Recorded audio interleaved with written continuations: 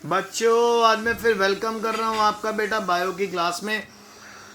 आज मेरे पास पहला क्वेश्चन है आपके लिए, एनवायरनमेंट वाला चैप्टर, जो हम आखिरी एनवायरमेंटल इश्यूज कर रहे हैं चैप्टर कि डीडीटी का इल इफेक्ट क्या होता है। डीडीटी का इल इफेक्ट ये है कि ये डीडीटी के करके जो बर्ड्स होती हैं, जब डीडीटी का छिड़काव हो जाता है और जब वो डीडीटी का छिड़काव होने के बाद हम तो मच्छर मारने के लिए इसका छिड़काव करते हैं, पर जो फाइनली ये जो डीडीटी जमा हो जाती है ट्रीज़ के ऊपर, ट्रंक्स के ऊपर या मिट्टी में, तो जब ये बर्ड्स इस डीडीटी को खा लेती हैं तो इनके जो एग्स होते हैं ना, उनकी जो शेल्स होती हैं वो बहुत ज़्यादा वीक हो जाती हैं।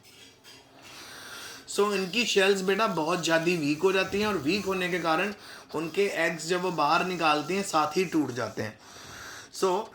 डीडीटी का सबसे बड़ा इल इफेक्ट क्या है कि बर्ड्स में एग फॉर्मेशन नहीं हो, एग की शेल फॉर्मेशन वीक हो जाती है, जिससे जो शेल्स हो जाती है वो कमज़ोर आ जाती है। फिर उसके बाद अभी बायोटिक इंडेक्स क्या होती है, ठीक है, जो इंडिकेट करती है पोल्यूशन को वाटर बॉडी के अंदर। अगर पानी के अंदर हमको पोल्यूशन को फाइंड आउट करना है, उसके लिए जो टर्म यूज़ करते हैं उसको बायोटिक इंडेक्स बोलते हैं। फिर है जी, what are the source of phosphate pollution of water, domestic sewage बेटा, और एग्रीकल्चर के जो फर्टिलाइजर्स हैं, इनके अंदर आपको बहुत ज़्यादा फॉस्फेट पोल्यूशन देखने को मिलेगा। अब मैं आपसे बात कर लेता हूँ, फॉर एग्जांपल हमारी ये अपना फिरोज़पुर हो गया, और हाँ जी, फिरोज़पुर वाली साइड होगी, और अपना बाबा फरीद यूनिवर्सिटी जो है फरीदकोट वाली साइड है, वहाँ पे कैंसर पेशेंट इसलिए ज़्यादा हो रहे हैं क्योंकि वहाँ पे फर्टिलाइज़र्स का खेतों में बहुत इस्तेमाल होता है और वो फर्टिलाइज़र मिल जाता है पानी से, और वहाँ से पोल्यूशन। और कॉमन सॉइल पोल्यूटेंट क्या है जो बेटा, प्लास्टिक है। कितने कितने करोड़ लाखों साल तक प्लास्टिक डिस्ट्रॉय नहीं हो सकती। फिर है जी, what is the main cause of soil erosion in India. Soil को ख़राब कौन कर रहा है, वो है जी डिफॉरेस्टेशन। बार बार जब हम पेड़ काट रहे हैं तो सॉइल इरोजन हो रहा है।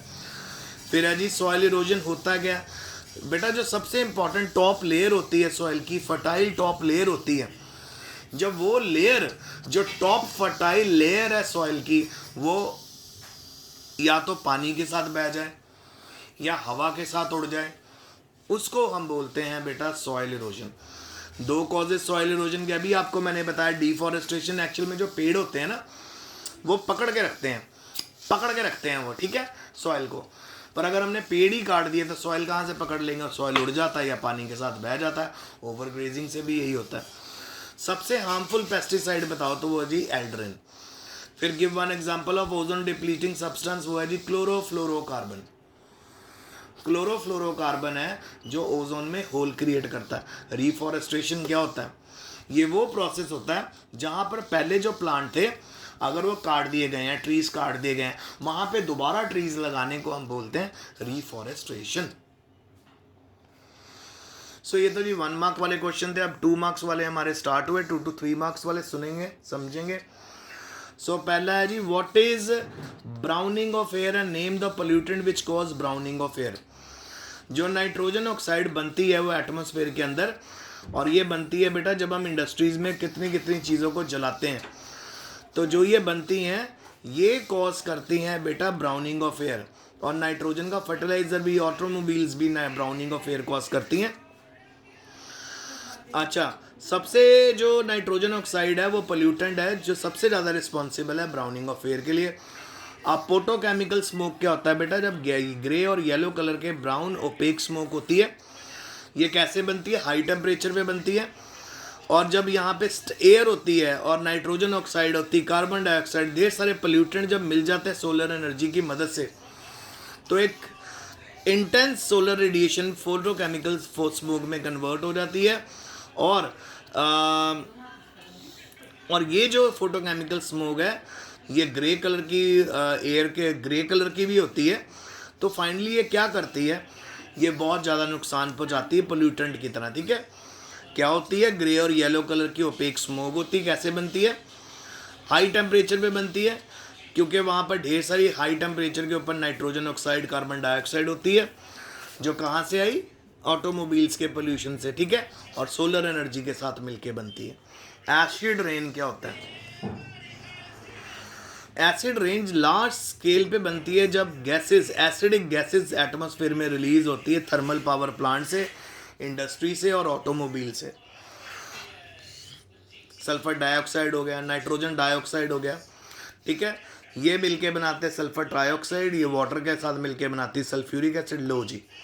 और इसी तरह नाइट्रोजन मोनोऑक्साइड मिलके बनाती है नाइट्रिक एसिड। तो ये सल्फ्यूरिक एसिड और नाइट्रिक एसिड जब बारिश के पानी के साथ पड़ता है ज़मीन के ऊपर तो वो एसिड रेन कहलाता है। फिर लास्ट क्वेश्चन है, कार्बन मोनोऑक्साइड कैसे काम करती है पोल्यूटेंट की तरह?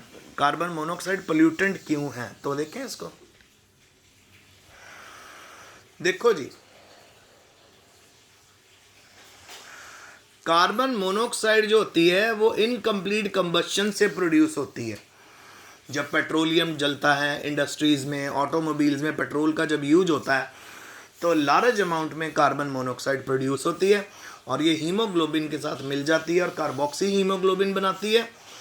और कार्बोक्सी हीमोग्लोबिन जो है वो हेडेक करता है, आपका दिल कच्चा होने लग जाता है और फाइनली हमारा हार्ट फेल होने लग जाता है और फाइनली आप अनकॉन्शियस हो जाते हो और बंदे की डेथ हो जाती है।